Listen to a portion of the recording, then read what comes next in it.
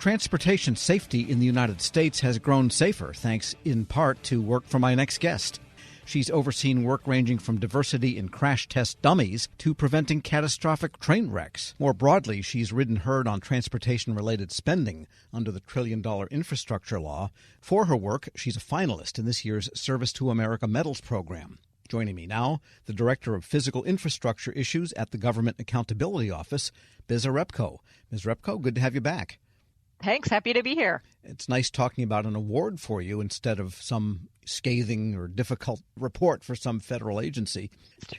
Yeah. Give us a sense of the architecture of your work, because you didn't do the crash dummy work directly, but oversaw something at the National Transportation Safety Board, for example, and so on. So let's get a sense of what you oversee at GAO. Well, I lead GAO's efforts to oversee implementation of federal transportation funding focused on surface transportation.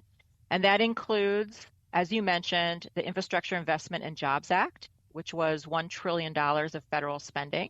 And really what we do at GAO is, as we examine things like the U.S. transportation system, we're looking to make sure it's working as it should be. So when we're looking for gaps that there might be in federal response, and when we find them, our job is to expose them and then make recommendations that could improve the safety of that system. And the citation specifically mentioned the crash test dummies because for decades, crash test dummies at the auto safety unit there at transportation were average males in terms of physique, size, and weight and so forth. But the world of driving actually is not average-sized male physiques, is it? True. Yes. So that work was examining the current set of crash test dummies that we have. And bottom line, we found that for at least 2 decades, the federal government has identified greater risks of injury and of death in vehicle crashes for certain demographic groups. Those include women, individuals over 65, and individuals with a higher body mass, but hasn't really taken complete action to address those risks. And what you were talking about is the dummies that we have, and the height and the weight of the adult dummies that we have are based on history. And as of January 2023, we'd been using some of the adult dummies for about 15 years, and other ones we hadn't updated since 1986. So they really no longer fully represent the average American, because we on average have gotten heavier since the development of those dummies. Sure. And in the rail area, again, the citation noted that before that terrible East Palestine crash, that you had discovered something in your oversight work about the rail industry that was a real surprise. Yeah, so we were looking into the rail industry to try to look at certain operational practices that the rail industry was using. Some of those had to do with the length of trains and also reductions in staff. And so we collected information from what are known as the Class 1 railroads. Those are the largest freight railroads that we have. And we found that every company reported running longer trains, and they also reported an overall reduction in railroad staff of about 28%, and within the categories of staff, a 40% reduction in mechanical staff.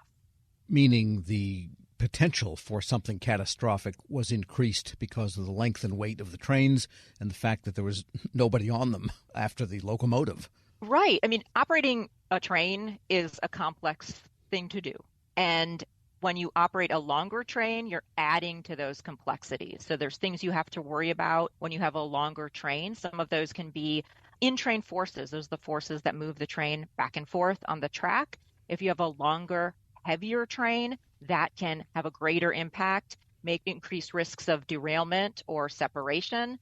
There's things like increased wear and tear with a heavier train. And remember, all of this is happening at a time where you have fewer staff and potentially an increased need for maintenance. This creates greater risks.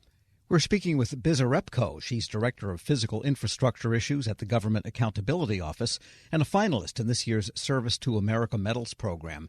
And on the bigger issue of overseeing spending for transportation by different agencies and mostly within DOT, but congressionally appropriated funds, what has been the response to findings of the GAO over the years?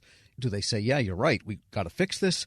Or are you preaching to like a large cemetery? There's lots of people there, but nobody's listening. I think in general, the federal agencies listen. I think in general, they cooperate with the work that we do. And, for the work that we're talking about, for instance, with the crash test dummies, they concurred with the recommendation that we put forth. And in that case, we put forth a recommendation really asking them to have a comprehensive plan that would look at the various risks to various demographic groups and also some timelines when they would take these actions and also communicate those actions. And they've taken actions since our report. Our recommendation still remains open, but, I think that our work can kind of push agencies to move. And in general, I think they're cooperative about working with us and, seeing the results of our work and wanting to take action to improve safety. And how much of the work that GAO does and in your channel is human relations, you might say, as much as fact-finding? Because many times you're asking people to reevaluate something they might have been doing for years, and sometimes GAO recommends drastic and immediate changes to something people have been doing for years. And so there's that human aspect that you're all under the government tent, but there's fiefdoms involved here. I think certainly, you're someone who's coming in externally, right? And you're looking at a program potentially that someone, as you said, has worked on for years and years. But what I do find helps our work move forward is when it is fact-based and data-driven. And when we have the time and we're in there for the specific reason of looking at a specific set of data. So for instance, when we're trying to collect data that says that trains have gotten longer, and kind of compare that with other data and information there is out there about length and weight and risks, I think when you present it to people in that way, I think that's when you can see some of the resistance fall. And I think people are very much, again, with a data-driven approach, I think you really do help build coalitions and really get people on your side because we really are all there to increase the safety of the system. And with respect to highway safety, there were changes made, and now there are dummies that are shaped like women or dummies that are shaped like heavier people and so on. What about in the trains program? Which agency specifically has to do with that? And were they aware? And what changed as a result of your discovery that trains were longer and operators fewer? Yeah, so the federal agency that would be responsible there is the Federal Railroad Administration. And they've also taken some steps based on the work that we've done. And some of the steps that they've taken relate to proposing new standards and planning requirements around train length. Also, we did some work, which you and I talked about previously, about close call reporting for trains. And in that work, we found that none of the class ones, the largest railroads, were part of close call reporting, which is just reporting that helps people talk about incidents so they don't turn into accidents. And now there's some more pilot programming where some class ones have joined that close call reporting. So you're seeing steps being made. You're seeing change happen.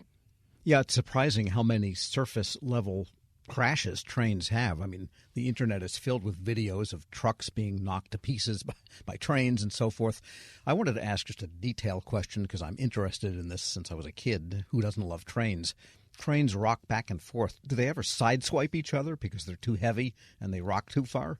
I am not aware of any trains sideswiping each other, although I suppose it could happen. But, as what we're talking about, when I was talking about those in-train forces, that's what happens. The train's going to go up and down. It's longitude, latitude that's going to happen on the train. And that's where when you get a heavier, longer train, you can just have more of those forces and you have to be, it's, like I said, more complicated to operate that train. Which brings up a bigger question, and that is sometimes GAO is dealing with federal agencies at the behest of Congress, but there are third parties here, in this case, a regulated industry, for example. And how does that figure into the equation? And do you find that at least they respect findings that come from the government? Yeah, I think a large part of our work in the transportation space relates to private industry. And we've found private industry to be cooperative. In this work that we did, we were one of the main sources because there isn't a comprehensive publicly available set of data on train feet in length. So we had to collect it. We did collect it from the class ones and they did give us that information. So I feel like they are cooperative with us. And part of their job is to increase safety for their workers and for the goods that they're trying to move or for the people that they're trying to move, for their passengers. And so I think that they generally give us information and are open to hearing what our findings and recommendations are. Sounds like you like your work. I do. I do. I like my work. It's very interesting